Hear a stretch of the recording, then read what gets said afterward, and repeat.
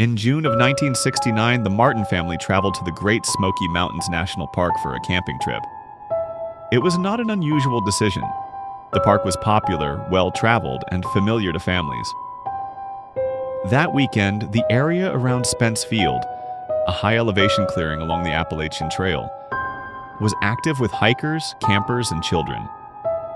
Tents were scattered through the trees.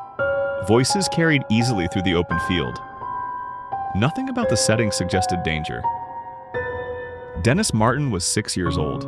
He was energetic, curious, and excited to be outdoors. He had camped before. He was comfortable around adults and other children. His parents did not describe him as reckless or prone to wandering. The weather that day was mild. Visibility was good. The terrain around Spence Field was uneven, but not extreme. Rolling ground, tall grass, scattered trees, and well-used trails leading in and out of the area. Dennis was not alone. He was with his father, grandfather, siblings, and several other family members. Other families were camping nearby. Rangers regularly patrolled the area. This was not a remote, empty stretch of wilderness. That afternoon, Dennis and a few other children decided to play a game. They planned to hide in the surrounding area and then jump out to scare the adults. It was spontaneous, harmless, and familiar. The kind of game children invent when they have space to run and energy to burn. The children scattered. Dennis ran off in one direction. Another child ran in a different direction. The adults remained where they were, counting silently, expecting laughter or sudden movement as the children revealed themselves. One child jumped out, then another. Dennis did not. At first, no one panicked. It was normal for one child to stay hidden longer than the others. The adults called out his name, assuming he was waiting for the right moment. There was no response. Minutes passed, they called again, louder this time. Still nothing. The adults began searching the immediate area, walking only short distances at first. They checked behind trees. They looked through tall grass. They scanned the nearby trail. Dennis was nowhere. Concern replaced amusement quickly. This was not a child who had wandered off alone. He had been playing a game. He had run only a short distance away. The time window was small, measured in minutes, not hours. The family expanded the search outward, calling his name continuously. No answer, no movement, no sound. Park rangers were notified almost immediately. Within a short time, organized search efforts began. Rangers, volunteers, and later hundreds of searchers combed the area around Spence Field. Tracking dogs were brought in. Helicopters and aircraft were used to scan from above. Everyone expected the same outcome: a lost child, a frightened child, someone tired, hiding, or injured nearby. But as hours passed, something became clear. There were no footprints leading away, no disturbed vegetation, no clothing, no evidence that Dennis had fallen, been injured, or wandered downhill. He had vanished from a populated campsite in daylight during a family activity and left nothing behind. As night fell over the mountains, temperatures dropped. Dennis was 6 years old. He was lightly dressed. And despite one of the fastest search responses in the park's history, no one could explain how a child could disappear so completely, so quickly, without a single trace. By the end of the first night, hope still existed. But unease had already set in, because this wasn't behaving like a normal case of a lost child. And the mountains were just getting started. By the morning after Dennis Martin disappeared, the search had grown dramatically. What began as a family and ranger response turned into a full-scale operation involving hundreds of people. Rangers from across the Great Smoky Mountains National Park were reassigned. Local volunteers arrived. Tracking teams, aircraft, and search dogs were deployed. The assumption was still simple. Dennis was lost nearby. Children get disoriented. They wander downhill. They hide when frightened. But from the start, the search did not behave like a normal lost child case. Searchers focused first on the most likely areas, the places a 6-year-old could realistically reach within minutes. Trails, clearings, drainage areas, and slopes were checked repeatedly. Teams moved in tight lines, scanning the ground for footprints, broken branches, disturbed grass, or clothing fibers. Nothing was found. Tracking dogs were brought in early. They were given Dennis's scent and released near the campsite. The dogs showed brief interest in the area, then lost the trail entirely. No clear direction, no downhill path, no indication that Dennis had walked away under his own power. This immediately raised concerns. Lost children almost always leave something behind. Even when injured or frightened, they kick loose dirt, break twigs, bend grass, or leave footprints. The Smokies were known for holding scent well, especially in summer conditions, but Dennis left nothing. As the search expanded, teams began covering increasingly unlikely terrain: steep ridges, dense brush, rocky drop-offs, areas where a child should not have been able to reach so quickly. Still nothing. Helicopters flew overhead, scanning clearings and ravines. Searchers used whistles, shouting Dennis's name repeatedly, listening for any response. There was none. By the second day, the operation had become one of the largest in the park's history. Over 1,000 people were involved at various points. The National Guard was contacted. Green Berets from nearby Fort Bragg were later brought in due to their wilderness expertise. Even with that level of manpower, the outcome did not change. No tracks, no torn clothing, no sign of injury, no evidence of an animal attack. The weather complicated matters. Heavy rain moved through the area shortly after Dennis vanished, washing away potential traces. But experienced searchers noted something unsettling. Even before the rain, there had been nothing to wash away. One detail disturbed several of the men involved. Dennis had been seen running toward an area of tall grass and light forest, not steep terrain. There were no sudden drop-offs in the immediate direction he ran, no rivers nearby, no obvious hazards. And yet, the search radius kept expanding without result. The possibility of an animal attack was considered and largely dismissed. There were no signs of struggle, no blood, no drag marks. Predatory attacks, especially involving children, almost always leave physical evidence.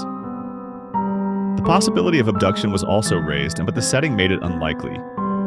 This was not a roadside or isolated location. It was a crowded campsite in daylight with families and hikers nearby.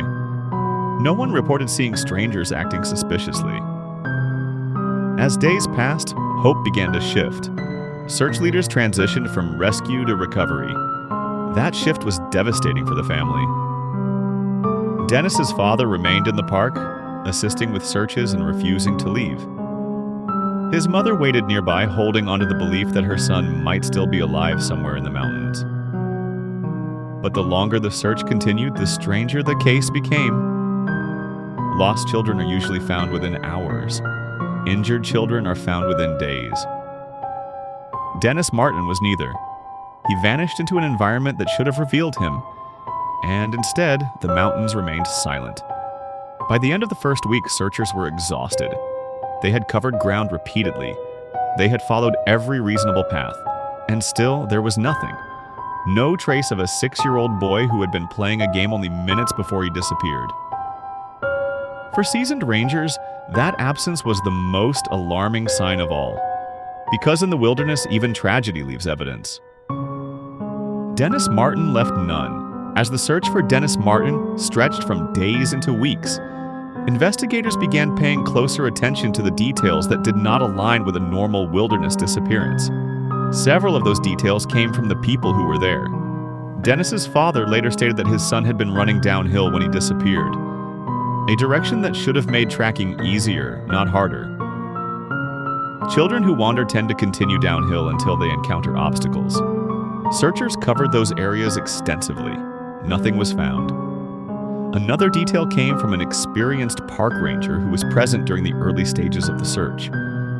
He noted that even accounting for rain, terrain, and time, the complete absence of physical evidence was unusual.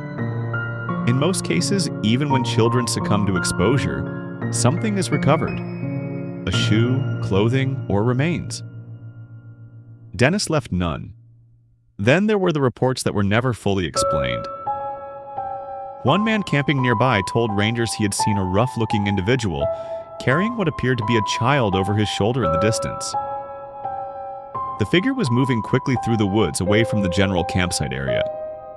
The man didn't immediately realize the significance of what he saw. By the time he reported it, search teams had already covered that area without result. The sighting was never confirmed. Another report came from a family who said they heard a scream echo through the woods not long after Dennis vanished. Rangers investigated the area where the sound was believed to have come from. They found nothing. These reports were logged but eventually deprioritized due to lack of corroborating evidence. Then there was the military involvement. Several days into the search, Green Berets from Fort Bragg were brought in. Officially, they were assisting due to their experience in difficult terrain. Unofficially, some later claimed they were instructed to search areas that were otherwise considered inaccessible. One member of the unit later stated that they were asked to look for anything unusual. That phrasing stuck. Despite their experience and expanded reach, the Green Berets also found nothing. Another unsettling factor was the timing. Dennis vanished during a narrow window when visibility was good and the campsite was active. If he had wandered off, someone should have seen him. If he had fallen, searchers should have found signs.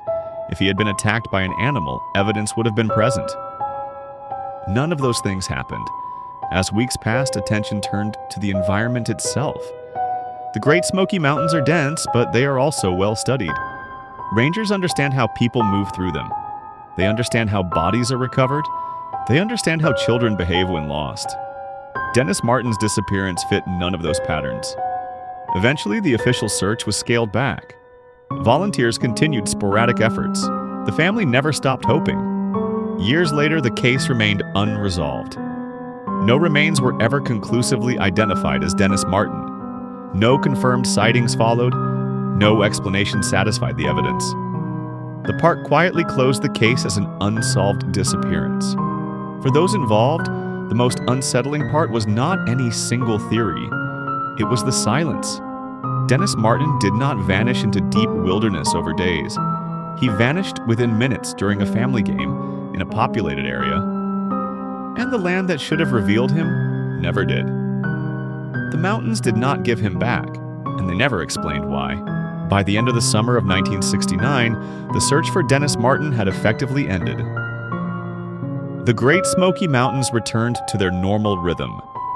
Campers came and went, trails reopened, rangers resumed routine patrols. The massive operation that had consumed the park for weeks quietly dissolved. Dennis Martin was never found. No remains were recovered. No personal items surfaced. No confirmed explanation emerged. The case was eventually classified as an unsolved disappearance. For Dennis's family, the end of the official search did not bring closure. It brought a different kind of silence, the kind that settles when every reasonable option has been exhausted and nothing fits. His parents revisited the park over the years. They retraced the terrain. They walked the paths Dennis could have taken. They spoke with rangers and investigators long after the case faded from public attention. Nothing changed. One of the most unsettling aspects of the case is how little has been added to it since the day Dennis vanished. In many missing persons cases, time introduces new evidence.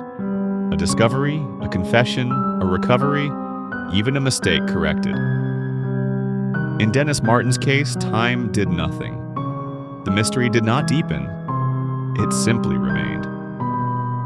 Search professionals who later reviewed the case noted that the absence of evidence itself became the defining feature. The park had seen lost children before. It had seen accidents, exposure deaths, even rare predatory incidents. Those cases left traces. Dennis Martin did not. No clothing was ever recovered by hikers. No remains were uncovered by animals or erosion. No items surfaced downstream or downhill. Even decades later, rangers familiar with the terrain admitted privately that the case unsettled them. Not because of any particular theory, but because of how completely it resisted explanation. The idea that a 6-year-old could vanish from a busy campsite in daylight within minutes and leave no physical evidence challenges basic assumptions about how people move through wilderness. It forces uncomfortable questions, not about monsters or myth, but about margins, about how thin the line is between ordinary and irreversible. Dennis Martin's disappearance did not happen at night. It did not happen in a storm. It did not happen deep in the backcountry. It happened during a family game. That is what makes it linger. Because if a child can disappear under those conditions, surrounded by people during a moment of normal life, then certainty becomes fragile. The Great Smoky Mountains remain one of the most visited national parks in the United States. Millions of people walk its trails every year. Children still play in clearings. Families still camp near Spence Field. Most leave safely. One didn't. And more than 50 years later, there is still no answer that fully explains where Dennis Martin went, what happened to him, or why the mountains kept his story so completely.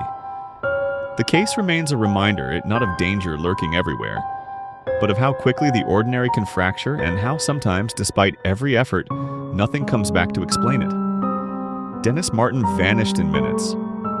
The questions he left behind have lasted generations, and the silence has never broken. In the years after Dennis Martin disappeared, the Great Smoky Mountains did what they always do. They erased the disruption. Grass grew back where search teams had walked in lines. Trails were repaired, campsites reopened. New families pitched tents in the same clearings where hundreds of people once stood calling a child's name. Visitors came and went without knowing what had happened there.